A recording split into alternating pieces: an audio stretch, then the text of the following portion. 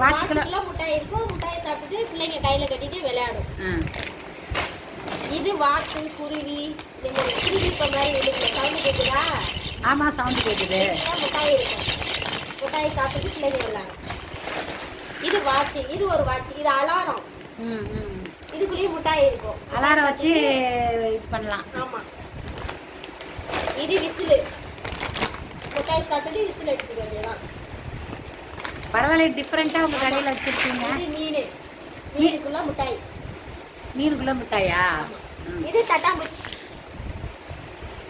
தட்டாம்பூச்சிக்குள்ள முட்டாயா? தட்டாம்பூச்சிக்குள்ள முட்டாய்.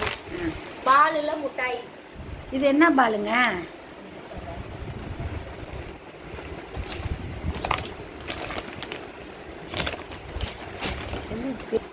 எல்லாம் டாய்ஸ் தான்.